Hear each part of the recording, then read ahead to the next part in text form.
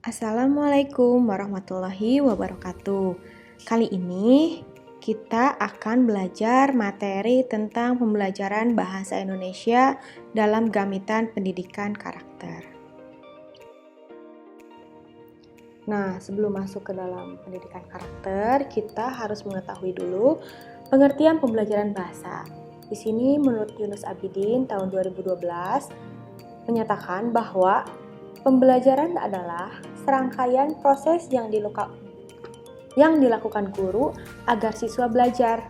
Sedangkan pembelajaran bahasa adalah serangkaian aktivitas siswa untuk mencapai keterampilan berbahasa tertentu.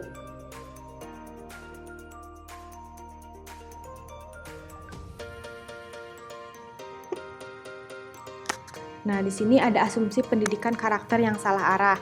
Nah, kenapa bisa salah arah? Di sini pendidikan karakter sedang gencar-gencarnya dilakukan oleh pemerintah, sehingga bisa menimbulkan persepsi. Nah, persepsi ini ada yang benar dan ada juga yang keliru. Untuk persepsi yang keliru dapat dikategorikan menjadi beberapa. Di sini yang pertama ada pendidikan karakter adalah materi ajar yang bersifat penguasaan. Dalam pandangan ini melihat bahwa pendidikan karakter ini harus dijadikan sebuah mata pelajaran baru di sekolah. Sehingga dengan konsep seperti ini, jelaslah merupakan konsep yang akan memperburuk pendidikan di Indonesia yang selama ini saja sudah dikategorikan sebagai pendidikan dengan mata pelajaran terbanyak di dunia. Seperti misalnya di Jepang, Singapura, dan Malaysia. Lalu yang kedua ada pendidikan karakter adalah mengembangkan P4. Apa yang disebut dengan P4? P4 ini yaitu pedoman, penghayatan, dan pengamalan Pancasila pada Orde Baru. Nah, pandangan ini muncul pada beberapa tokoh pendidikan karakter di Indonesia yang masih sangat kental dengan kepemimpinan ala militer yang pernah diterapkan pada zaman Orde Baru. Nah, jika membenarkan persepsi ini, jangan-jangan kita sendiri yang akan mengais kebajikan pada ludah yang pernah kita tumpahkan sendiri. Nah, pada asumsi ini, pandangan ini jelas-jelas tidak berkarakter sama sekali ya. Lalu yang ketiga, ada pendidikan karakter adalah pendidikan moral, nilai, dan agama. Sebenarnya dalam pendidikan karakter, pendidikan moral, nilai, dan agama ini bisa dikatakan logis karena sendi kehidupan manusia ini senantiasa harus berdasarkan pada agama dan keyakinan yang dianut. Namun, penafsiran pendidikan karakter sebagai pendidikan agama yang dituangkan dalam berbagai mata pelajaran adalah sebuah pandangan yang sangat sempit. Nah, yang keempat, ada pendidikan karakter adalah sebuah proyek. Di sini pandangan ini saat ini mulai berkecambah pada pemikiran beberapa pengamat pendidikan di Indonesia. Nah, tentu saja pandangan ini sebenarnya merupakan pandangan yang sangat pesimistis dan bahkan mungkin buruk sangka yang membanding. Lalu ada pendidikan karakter. Di sini ada pengertian atau makna dari pendidikan karakter. Nah, karakter ini berasal dari bahasa Yunani berarti kasairo, yang berarti cetak biru atau format dasar. Berdasarkan asal katanya, karakter dianggap sebagai sekumpulan kondisi yang dimiliki oleh seseorang. Nah, kondisi ini juga bisa saja bersifat bawaan atau bentukan. Kondisi yang bersifat bentukan inilah yang kemudian melandasi pemikiran bahwa karakter dapat dibentuk, yang salah satu caranya adalah melalui pendidikan.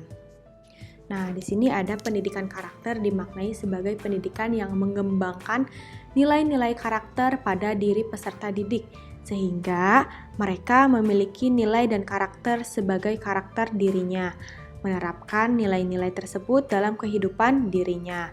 Sebagai anggota masyarakat, warga negara yang religius, nasionalis, produktif, dan kreatif. Di sini ada internalisasi pendidikan karakter dalam pembelajaran bahasa Indonesia. Nah, ada beberapa saluran yang dapat digunakan untuk membina karakter dalam pembelajaran bahasa Indonesia. Yang pertama, ada melalui bahan ajar.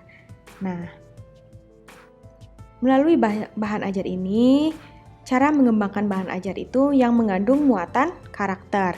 Bahan ajar yang demikian biasanya berupa karya sastra ataupun biografi tokoh yang mengandung berbagai unsur yang dapat diteladani dan juga bisa melalui bacaan motivasional serta karya non-sastra yang berisi muatan-muatan karya sastra. Lalu ada juga melalui model pembelajaran. Nah, model pembelajaran ini melalui pengembangan model-model pembelajaran berbasis karakter, istilah pengembangan dalam hal ini tidak hanya berarti penciptaan model, tetapi juga pemanfaatan model yang telah ada sebagai saluran pendidikan karakter. Dengan demikian, internalisasi pendidikan karakter ke dalam pembelajaran bahasa Indonesia ini melalui model pembelajaran dapat dilakukan dengan menggunakan model pembelajaran yang telah ada, namun juga bisa melalui model pembelajaran yang baru sengaja dikembangkan untuk keperluan tersebut. Lalu yang terakhir yaitu melalui proses penilaian otentik. Nah, melalui penilaian otentik ini digunakan untuk mengembangkan karakter atau juga bisa dengan proses pengumpulan berbagai data yang bisa memberikan gambaran perkembangan belajar siswa. Gambaran ini seperti belajar siswa yang perlu diketahui oleh si guru agar bisa memastikan bahwa si siswa ini mengalami proses pembelajaran dengan benar.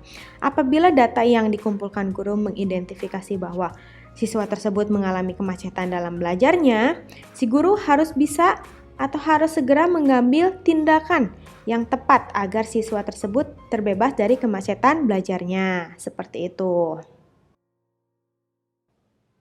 Lalu di sini ada nilai dan deskripsi nilai pendidikan budaya dan karakter bangsa. Atas pembentukan karakter merupakan salah satu tujuan pendidikan nasional. Pasal 1 Undang-Undang Sisdiknas tahun 2003 menyatakan bahwa di antara tujuan pendidikan nasional adalah mengembangkan potensi peserta didik untuk memiliki kecerdasan, kepribadian, dan akhlak mulia. Nah, di sini ada 18 nilai-nilainya. Yang pertama ada religius, jujur, toleransi, kerja keras, disiplin, kreatif, mandiri, demokratis, rasa ingin tahu, semangat kebangsaan, cinta tanah air, menghargai prestasi, bersahabat atau komunikatif, cinta damai, gemar membaca, peduli lingkungan, peduli sosial, dan tanggung jawab. Di sini ada nilai-nilai deskripsi nilai pendidikan budaya dan karakter bangsa. Untuk deskripsinya bisa dibaca di dalam buku Pembelajaran Bahasa Berbasis Pendidikan Karakter. Seperti itu.